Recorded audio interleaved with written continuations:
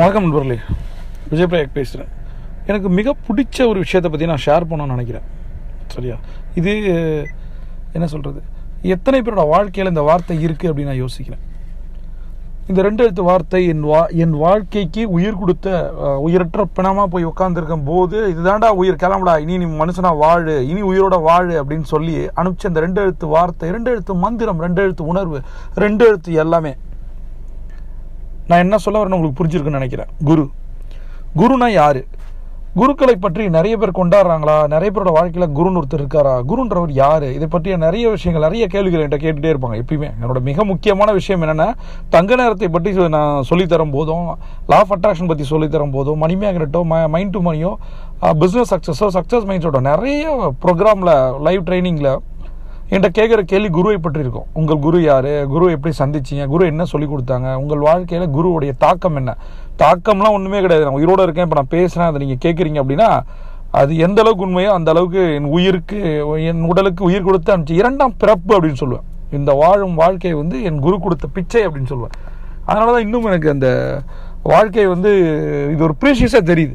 நிறைய பேருக்கு கடனாகி கஷ்டப்பட்டு இந்த லைஃபோட எண்டுக்கே போகாததால், அல்லது அது கஷ்டங்கள் எதுவும் பெருசாக வராததால், வந்த கஷ்டம் பெருசாக மனசுக்கு உரைக்காததால் நம்ம வாழ்க்கை ரொம்ப சாதனமாக போயிட்டுருக்கு.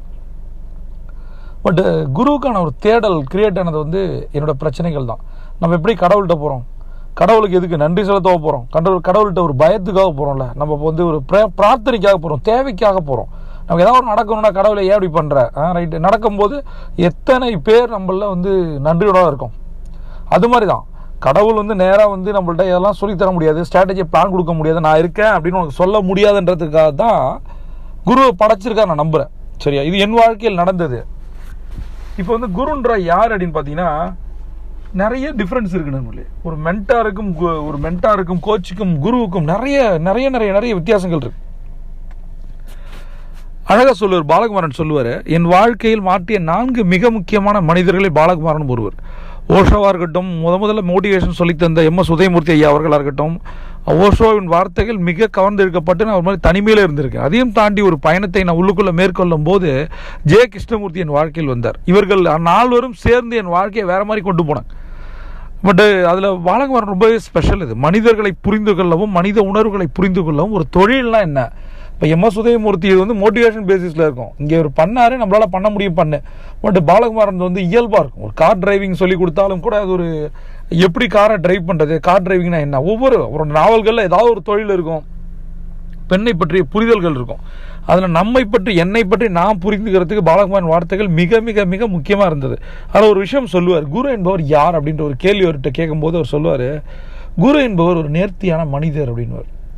முதல்ல ஒரு மனிதர், நேர்த்தியான மனிதர். குருவுக்கும் நமக்கும் என்ன வித்தியாசம்? அவர் நேர்த்தியானவர். முதல்ல ஒரு மனிதர், ரைட்? நம்மளும் மனிதராக தெரில. நம்மளோட எத்தனை நேரங்களில், எத்தனை நிமிடங்களில், எத்தனை நொடிகளில், எத்தனை மனிதர்கள்ட்ட, எத்தனை நிகழ்வுகள்கிட்ட, எத்தனை தருணங்களில் நாம் மனிதனாக நடந்துகிட்ருக்கோம். இந்த இடத்த யோசிச்சு பாருங்கள். எத்தனை பேர்கிட்ட மனிதத்தன்மை இல்லாமல் நடந்திருக்கோம்? அதை மாற்றுவதற்கு ஏதாவது முயற்சி எடுத்திருக்குமா? அதனால தான் சொல்கிறார் பாலகுமாரன், சொல்கிறார் போல இருக்கு, நேர்த்தியான மனிதர். நேர்த்தினா என்ன? நாமளும் நேர்த்தியான மனிதன் தான். யாருக்கிட்ட? எப்பயாவதா? இல்லை எப்பவுமேவா? நம்ம என்ன ரோபோட்டா? Machine mat ஆப்ஜெக்டா? நம்ம மனிதர்களால் உருவாக்கப்பட்ட மனிதன் தான், ரைட்? அப்போ நமக்குள்ள நிறைய இம்பேலன்ஸ் இருக்குது, நிறைய மைனஸ் இருக்குது, நெகட்டிவ்ஸ் இருக்குது, இருக்க தானே செய்யுது. அதை மாற்றுவதற்கு வந்தவர் தான் குரு அப்படின்னு நான் சொல்கிறேன். அதாவது அழகான விஷயம் சொல்லுவார் பாலகுமாரன். இந்த வார்த்தைகள் எனக்கு ரொம்ப ரொம்ப பிடிக்கும் நண்பர்களே. எதையுமே கடமைக்கு செய்யாதீர்கள். நான் உங்கள்கிட்ட சொல்கிறது தான், ரசித்து பண்ணுங்கள். ஒரு குருவை பற்றி பேசும்போது கிடைக்கிற அந்த ஸ்லாகிப்புத்தன்மை வேறு எதுலேயும் வராது. எனக்கு நான் நிறைய பணம் வருது, நிறைய கார் வச்சுருக்கேன், நிறைய அசட் வச்சுருக்கேன், நிறைய ப்ராஃபிட் வருது, நிறைய டர்ன் ஓவர், இதெல்லாம் ஒரு சந்தோஷமே அல்ல. இதெல்லாம் வர்றதுக்கு காரணம் என்ன அப்படின்னு போகும்போது, என் குருவை பற்றி நினைத்தலும், குருவை பற்றி உள்ளூர புரிதலும், குரு மீதான அன்பும், அது கொடுக்குற நிகழ்வும் இந்த மாதிரி சக்ஸஸை கொடுக்குதுன்னு நான் சொல்கிறேன். எந்த அளவுக்கு நீங்கள் குரு மீது அன்பாக இருக்கீங்களோ, எந்த அளவுக்கு நன்றி உணர்வாக இருக்கீங்களோ, கண்டிப்பாக உங்களுக்கு உங்களோட பர்சனல் லைஃப்பும் சரி, பிஸ்னஸ் லைஃப்பும் சரி, கண்டிப்பாக 100% சக்ஸஸ் வரும். 4 நேர்த்திகளை பற்றி சொல்கிறார். குருனா யார், அவர் என்ன மாதிரி நேர்த்திகள் அப்படின்னு சொல்லி பாலகுமாரன் சொல்கிறாரு. இந்த ஒவ்வொரு நேர்த்தியையும் நீங்கள் வாழ்க்கையில் கொண்டு வந்தால் உங்கள் வாழ்க்கை மிகப்பெரிய வாழ்க்கை, ரோல் மாடல், இன்ஸ்பிரேஷன் வாழ்க்கையாக மாறும். அப்போ என்ன மாதிரி நேர்த்திகளை அவர் சொல்கிறார்? முதல் நேர்த்தி சிம்பிளான ப்ராஜெக்ட்ஸ் தான் நண்பர்களே. என்ன அப்படின்னா அந்த பர்ஃபெக்ட், வேர்ட் கால் பர்ஃபெக்ஷன், ஒரு பர்ஃபெக்ஷனாக மாறுங்க அப்படின்னு சொல்கிறார். என்ன தெரியுமா, ஃபஸ்ட்டு வார்த்தை வந்து யோசிப்பு நேர்த்தி அப்படிங்கிறார். யோசிப்பு, அதை திங்கிங், தாட் ப்ராசஸ் பர்ஃபெக்ஷனில் திங்க் பண்ணும் போதே நீ வந்து பர்ஃபெக்டாக மாறு அப்படிங்கிற. தாட் ப்ராசஸில் நீ மாறு, பர்ஃபெக்ஷனாக மாறு. இது ஒரு பேஸே ஒன்று தான், எண்ணம், சொல், செயல், பழகும் தன்மை. இந்த 4 வார்த்தையை தான் ஒரு பாலகுமாரன் அழகாக சொல்கிறார். குருவோட சுற்றி சொல்கிறாரு, எண்ணம்ன்றது தாட் ப்ராசஸ் பர்ஃபெக்ஷன், ரைட்? மிக மிக முக்கியம். எண்ணங்கள் ஒழுங்கு, என்ன மாதிரி எண்ணங்கள் வந்து நமக்குள்ளே வந்து வியாபிக்கின்றன அப்படின்னு பாருங்களேன், அப்படியே வந்து ஆக்கிரமிக்கின்றன. ஒரு கோப எண்ணங்கள் வரும்போது நம்ம கோபமாக மாறுறோம், காம எண்ணங்கள் வேற மாதிரி கொண்டு போகுது, நேர விரையும், எனர்ஜி வினையும், நிறைய விஷயங்களை பண்ணுது. அப்புறம் குரோதம், அடுத்தவனை பழி வாங்குறது. 2வது லேசியாக இருக்கிறது, ட்ரௌசியாக இருக்கிறது, ஸ்லீப்பியாக இருக்கிறது, தள்ளி போடுறது. இந்த மாதிரி விஷயங்கள் நடக்குதுக்குன்னா அது காரணம் என்ன? எண்ணங்கள் தான். அப்போ எண்ணங்களில் எதை நம்ம அதிகமாக யோசிக்கிறோமோ நினைக்கிறோமோ அதுதான் நடக்குது. அப்போ என்ன நேர்த்தி அப்படின்ற வார்த்தையை நான் இப்போ உங்களுக்கு சொல்கிறேன். என்ன நேர்த்தி, என்ன நேர்த்தி, இது தமிழில் கூட தமிழ் அழகு, மிக அழகு, ரைட்? எண்ணம் தான் நேர்த்தி. என்ன நேர்த்தி? 2வது சொல் நேர்த்தி. பேசுகிற வார்த்தைகள் சரியாக இருக்கா? நம்மளை அறியாமல் நிறைய நெகட்டிவ் பேசுகிறோமா, அடுத்தவங்களை காயப்படுத்துகிறோமா, கஷ்டப்படுத்துகிறோமா, அல்லது நம்ம பேசுகிற வார்த்தையில் தான் யூஸ் இருக்கா? நிறைய பிளாப்லா, நிறைய புலம்பல்கள், நிறைய நெகட்டிவ் வார்த்தைகள், நிறைய காசிப்புகள், நிறைய பிளேம் கேம். என்ன வார்த்தை இது? உங்களுடைய எண்ண நிறுத்தி சரியாக இருந்தனா உங்களோட சொல் நிறுத்தி அருமையாக இருக்கும் நண்பர்களே. சொல் சரியாக இருந்தது அப்படின்னா உங்களை எல்லாருக்கும் பிடிக்கும். எண்ணம் சரியாக இருந்தால் உங்களுக்கு, உங்கள் வாழ்க்கைக்கு, உங்கள் குருவுக்கு, இந்த பிரபஞ்சத்துக்கு உங்களுக்கு பிடிக்கும், உங்களை பிடிக்கும். 2வது விஷயம், சொல் நேர்த்தி இருந்ததுன்னா உங்களை எல்லாருக்கும் பிடிக்கும். அந்த சொல்லால், ஒரு வார்த்தையால் காயப்படுத்தாத தன்மை மிக அழகானது, குருவுக்கே உரித்தான ஒரு விஷயம். அதையும் தாண்டி குரு ஒன்று சொல்லி நீங்கள் காயப்பட்டீர்கள் என்றால் அது மிக மிக மிக சீரியஸான விஷயம். குரு காயப்படுத்தணும்னு சொல்ல போகிறதில்ல, ஆனால் ஒரு வார்த்தைகள் காயப்படுத்துச்சு அப்படின்னா அவ்வளவு நம்ம தப்பாக இருக்குன்னு நினைக்கிறேன். என்னை பொறுத்தவரை என்னை பாராட்டுகிற, என்னை கொஞ்சுகிற குருவை விட என்னை திட்டுகிற, சரிப்படுத்துகிற, நேர்த்தி ஆக்குகிற குருவை தான் நான் விரும்புகிறேன். அதுக்கு தான் குரு வேணும். என்னை கொண்டாடுறதுக்கோ, ப்ரைஸ் பண்ணுறதுக்கோ, அப்ரிஷியேட் பண்ணுறதுக்கோ நிறைய பேர் இருக்காங்க. ஆனால் என் குரு மட்டும்தான் என் தவறை சுட்டி காட்ட முடியும், திருத்த முடியும். அதுதான் எனக்கு வேணும். இப்போ என் குருவிடம் நான் பாராட்டு பெற்றாலே எல்லாருக்கிட்டையும் நான் பாராட்டு பெற்றுருவேன். ஆனால் என் குருக்கிட்ட தப்பு பண்ணி மொக்க வாங்கினேன் அப்படின்னா நான் இந்த உலகத்துக்கிட்ட, இந்த பிரபஞ்சத்திட்ட ஒவ்வொரு மனிதன்டையும் செம்ம அடி வாங்குவேன். அது தேவையா? அப்போ குருக்கிடம் திட்டு வாங்குவது அவ்வளோ வேற மாதிரி நண்பர்கள். அது அந்த வரம் எனக்கு கிடைக்கவே இல்லை. முடிஞ்ச வரைக்கும் ட்ரை பண்ணியிருக்கேன். நான் சொல்லுவேன், நான் ஒரு நல்ல கோச்சா, நல்ல மென்டாரா, நல்ல கணவனா, நல்ல மகனா தெரியாது, நல்ல நண்பனான்னு கூட தெரியாது, ஆனால் நான் நல்ல சிஷ்யன். அந்த கிரெடிட் போதும், அந்த சொத்து போதும். எனக்கு எத்தனை கார் இருக்குது, என்கிட்ட எவ்வளோ காசு இருக்குது, எவ்வளோ பிஸ்னஸ் இருக்குது, அது அல்ல வாழ்க்கை, ரைட்? எனக்கு அது அந்த அசட். இது என் குரு என்னை வழி நடத்துகிற விதம், இன்னமும் அவரோட இருக்கேன் அப்படின்றது அந்த புண்ணியம், அதுதான் அசட். அந்த அசட் தான் பல அசட்டுகளை எனக்கு கொடுக்குது. அதனால் என்ன நேர்த்தி, சொல் நிறுத்தி, அதை விட மிக முக்கியம் செயல் நிறுத்தி, த பர்ஃபெக்ஷன், இந்த ஆக்ஷன் பர்ஃபெக்ஷன், இது சரியாக இருந்தது. நான் வேற லெவல் நண்பர். அப்படி இருக்க முடியுதா? எண்ணத்தால் நம்ம நேர்த்தியாக இருக்க முடியல, சொல்லால் நேர்த்தியாக இருக்க முடியல. அப்புறம் எப்படி செயலால் நேர்த்தியாக இருக்க முடியும்? செயல் நிறுத்திக்க தானே சொல்லும் எண்ணங்களும். சரி, அப்போ எண்ணங்களையும் சொல்லையும் நேர்த்தியாக வச்சுக்கும் போது ஆட்டோமேட்டிக் என்ன ஆகுது? செயல் நிறுத்தி வருது. அது ஒரு கமிட்மெண்ட்டாக கொடுங்க. இன்னைக்கு காலையில் நான் 3:45 எந்திரிப்பேன் அப்படின்ற ஒரு எண்ணத்தில் போடுங்க. அதை 4 பேர்ட்ட 40 பேர்ட்ட சொல்லுங்க. அம்மா கிட்டே, அப்பா கிட்டே, ஒய்ஃப் கிட்டே, யாருக்கிட்டே, நண்பர்கிட்டே சொல்லு. 4 மணிக்கு எழுந்திருவேன் நான். அப்புறம் இதை சொல்லும் போது என்னோட எண்ணம் சொல்ல மாறுது, சொல் செயலாக மாறும். அப்படி ஒரு வேளை எந்திரிக்கல அப்படின்னா ஒரு 6 மணிக்கோ 6:15 நான் எந்திரிக்கும் போது அந்த கொஸ்டின் மார்க், எனக்கு என்னை நினைத்து ஒரு காம்ப்ளெக்ஸ் வரும். அல்லது அப்பாவோ அம்மாவோ மனைவியோ வேற நண்பர்களோ கேட்கலாம், என்ன மாப்பிள்ள சொன்ன மாதிரி நடந்துச்சா? அப்போ இது ஒரு மோட்டிவேஷன் ஆகுது எனக்கு, ரைட்? அப்போ செயல் நேர்த்தி நடக்கணும் அப்படின்னா என்ன நேர்த்தி, சொல் நேர்த்தி ரொம்ப ரொம்ப முக்கிய நண்பர்கள். எண்ணம், சொல், செயல், இந்த 3 வார்த்தைகளை நம்ம நேர்த்தியாக பண்ணிட்டா ஜெயிச்சிருவோம். அதையும் தாண்டி மிக அழகாக சொல்கிறார் பாலகுமாரன். என்ன தெரியுமா? பழகும் நேர்த்திங்கிறார். என்ன வார்த்தை அது? பழகுற விஷயங்கள் பாருங்கள். சொல்லாலையும் செயலாலையும் நம்ம மனிதர்கள்ட்ட இன்ட்ராக்ட் பண்ணும்போது நம்மளுடைய சொல்லோ செயலோ அவர்களை கஷ்டப்படுத்தாத ஒரு பழகு நேர்த்தியை கற்றுக்கிட்டா வாழ்க்கை ஜெயிக்கின்றார். அப்போ அந்த பழகு நேர்த்தியை நான் பார்த்துருக்கேன் நண்பர்களே. நான் ஒரு ஹார்ட் கோர் அக்ரெசிவ் கை. நான் பிஸ்னஸில் அப்படி தான் வளர்ந்தேன். நான் படிக்கும்போது அப்படி தான் இருந்தேன். எனக்கு நம்பர் 1 அப்படின்ற வார்த்தைகளை தான் நான் மனசுக்குள்ளே நினச்சேன். அப்படி தான் நான் இருந்தேன்.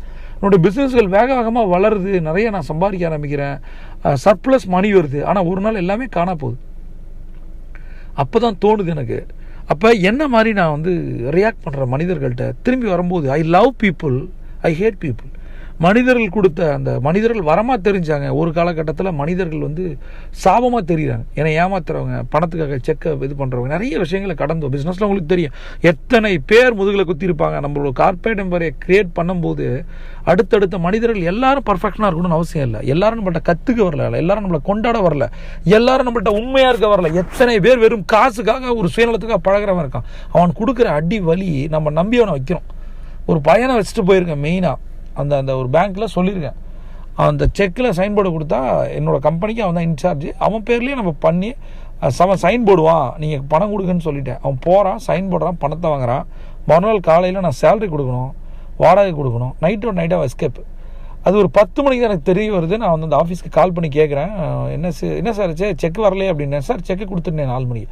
4 மணிக்கே கொடுத்துட்டீங்களா? உடனே நான் ஒரு 10 மணிக்கு தான் இதை நான் பார்க்குறேன். ஏன்னா அவ்வளோ நம்பிக்கை எனக்கு அவன் மேலே. நான் கால் பண்ணி என்னோட அட்மின்ட்ட கேட்குறேன் 10 மணிக்கு. அப்போ அவங்க சொல்கிறாங்க, சார் செக் வரல, 6 மணி வரைக்கும் வரல. 4 மணிக்கு வாங்கின பையன் எனக்கு கூட 30 மினிட்ஸ் தான் அந்த நம்ம ஆஃபீஸ்க்கும் அவர் ஆஃபீஸ்க்கும். என்ன விஷயம்? கால் பண்ணால் சுவிட்ச் ஆஃப். அந்த பொண்ணை கேட்குறேன், என்னமாச்சு சுவிட்ச் ஆஃப்? அப்படி தான் சார் வருது, நான் வேற ஒரு விஷயத்துக்காக கால் பண்ணேன், அப்பயே ஒரு 6:30 சுவிட்ச் ஆஃப். பையன் இல்லை. எனக்கு என்ன ஒரு பயம் தெரியுமா? நாளைக்கு காலையில் நான் வாடகை கொடுக்கலன்னா ஆஃபீஸை பூட்டு போடிடும். யோசிச்சு பாருங்க, 10:30 மணிக்கு நான் இதுக்கப்புறம் தான் பணத்தை ரெடி பண்ணணும், எல்லாருக்கும் சேலரி ரெடி பண்ணணும். மிகப்பெரிய ஒரு வலியான நேரம் அது. என்ன பண்ணுறதுனே தெரில, தகைச்சு போயிட்டேன். எங்கிட்ட பணம் இல்லை இருக்கும்போது, நான் கடன் வாங்கும் போது நிறைய பேர் கொடுக்குறாங்க. எனக்கு அந்த பணம் தைரியத்தை கொடுக்குது. என்கிட்ட 1 லட்சம் இருக்குது, 10,000 கொடுன்னு 10 பேர்ட்ட கேட்க முடியுது. ஆனால் என்கிட்ட பணமே இல்லை, பணம் கொடுன்னு கேட்கும்போது வார்த்தைகளே ஒரு தெளிவு இல்லை, ஒரு தைரியம் இல்லை. அப்போ அந்த நேரம் வந்து ரொம்ப பெரிய கஷ்டம். இவனை கூட்டிகிட்டு வந்து, நம்ம ஒரு பையன் கூட்டிகிட்டு வந்து இன்சார்ஜ் கொடுத்து இவ்வளோ பேருக்கு ஒரு சாதாரண படிப்பு படித்த பையனுக்கு இம்பார்ட்டன்ஸ் கொடுத்து தம்பின்னு சொல்லி வச்சுருந்தேன். இப்படி பண்ணிட்டானே. என்னை விட, என் அன்பை விட, நான் உனக்கு பின்னாடி செய்ய போகிற விஷயங்களை விட இந்த பணம் உனக்கு பெருசாடா அப்படின்னு தோணுச்சு. உனக்கு இதை விட பல மடங்கு நான் கொடுத்துருப்பேனே, உன்னோட மேரேஜை நான் பண்ணி வச்சிருப்பேனே, உனக்கு எல்லாமே நான் செஞ்சுருப்பேனே, ஏன் அப்படி பண்ணேன்? அவனோட தேவை வேற, அவன் வந்த விதம் வேற. ஒருவேளை அவனோட சூழ்நிலையை கூட இருக்கலாம். அப்படி நம்ம ஒரு ஞானி மாதிரி திங்க் பண்ணால் அப்படி தான் நினைக்கணும். இல்லை கர்மா நினச்சி விட்டுட்டு போகலாம். இப்போ என்ன பிரச்சனைனா, என்ன சேலஞ்சுனா, நாளைக்கு காலையில் நான் வந்து வாடகை கொடுக்கணும், சம்பளம் கொடுக்கணும். அந்த ரொம்ப மோசமான ஓனர், உங்களுக்கு தெரியும். வந்து 1ஆம் தேதி கொடுக்கல அப்படின்னா பூட்டு போடுறோம். அப்படின்னும் போது அந்த பூட்டு போடும்போது என்னோட ஸ்டாஃப் எங்கே நிற்பாங்கன்னு யோசிக்கிறேன். எனக்கு ஒன்றும் பிரச்சனை இல்லை. என்னோட வீடை வந்து பூட்டு போட போகிறது இல்லை. என்னோட ஆஃபீஸை பூட்டு போடும்போது காலையில் நான் பொண்ணுக்கு வந்துடும். இல்லை ஒரு ஃபோன் பண்ணி அங்கே வர வேணான்னு சொல்லாமா, இல்லை அதுக்குள்ளே பணம் ரெடி பண்ண முடியுமா? அப்போ அந்த 10:30க்கு மேலே ஒவ்வொருத்தண்டியாக ஃபோன் பண்ணி காசு கேட்டு போடுங்கன்னு சொல்லி, இந்த காலம் மாதிரி உடனேலாம் அந்த ஆப்பில் ட்ரான்ஸ்ஃபர் பண்ண முடியாது. நிறைய ப்ரொசீஜர்ஸ் இருக்குது. பேங்க்கில் போய் பணம் போடணும், என்கிட்ட இல்லை மாப்பிள்ள, இப்படி இருக்குது இப்படி இருக்கு. உங்களுக்கு தெரியும், திடீர்னு ஒரு பணத்தை புரட்டது அவ்வளோ பெரிய காசு, பெரிய விஷயம் கிடையாது. நைட்டெல்லாம் எனக்கு தூக்கமே இல்லை. காலையில் எழுந்திரிச்சு 5 மணிக்கெலாம் ஒருத்தன் வீட்டுக்கு போய் நின்றுருக்கேன் நான். இது காரணம் என்ன? எவ்வளோ விஷயங்கள். அப்போ நான் நினச்ச விஷயம் என்ன? ஒருவேளை எதுலேயுமே நான் நேர்த்தியாக இல்லையோ, ஒரு பையனை சரியாக பிஸ்னஸ் மேனாக நான் ஹேண்டில் பண்ணலையோ, அதீத அன்பு என்னோட மைனஸ் என்னோட சென்டிமெண்ட்டாக இருந்துச்சோ, அப்போ நான் என்னுடைய தொழிலுக்கு நேர்த்தியாக இல்லையோ. இதுதான் அந்த பழகு நேர்த்தி. பிஸ்னஸுக்குன்னு ஒரு பழகு நேர்த்தி இருக்கு நண்பர்களே. அந்த பழகு நேர்த்தி என்னிடம் இல்லாததால் என் வாழ்க்கை நிறைய கற்றுக் கொடுத்தது. அன்னைக்கு காலையில் வரைக்கும் ஒரு 10 வரைக்கும் அவ்வளோ பெரிய டென்ஷன் வாழ்க்கையில் சந்திச்சு. எதற்காக இப்படி, ஏன் எனக்கு அப்படின்ற மாதிரி இருக்குது. இது மாதிரி தான் நிறைய பேருக்கு. ஒரு ஹெல்த் சேலஞ்சஸ் வரும்போது ஏன் எனக்கு இப்படி, ஒரு ரிலேஷன்ஷிப் நம்மளை விட்டு போகும்போது ஏன் எனக்கு இப்படி, ஒரு பிஸ்னஸ் ஃபெயிலியர் இருக்கும்போது ஏன் இப்படி, நிறைய ஏன் இப்படி, ஏன் எப்படின்ற வார்த்தைக்கு அப்படியே பேக்கில் போய் யோசிங்க. இந்த 4 நேர்த்தி சரியாக இருந்தது அப்படின்னா உங்கள் வாழ்க்கையில் எந்த ஒரு பிரச்சனையும் வராது. நான் சொல்கிறேன், திருப்பி சொல்கிறேன். இந்த கருத்துக்களை சொன்ன பாலகுமாரோட நன்றி கடன் பட்டிருக்கேன். சரியா? அவருடைய புத்தகங்களை நீங்கள் படிக்கணும்னு கேட்டுக்கிறேன். அவ்வளோ மிக நேர்த்தி அவர் சொல்லியிருப்பார். மனித உணர்வுகளை பற்றி அவர் மாதிரி யாரும் சொன்னதில்லை எனக்கு தெரிஞ்சு. ரைட்? அப்போ என்ன நேர்த்தி, சொல் நேர்த்தி, செயல் நேர்த்தி, பழகு நேர்த்தி, இந்த 4 விஷயங்களை நம்ம லைஃப்பில் கொண்டு வந்தோம் அப்படின்னா நம்ம வேற லெவல். இந்த பிரபஞ்சம் உங்களுக்கு கொட்டி தர காத்திருக்கு. சியாண்டம்.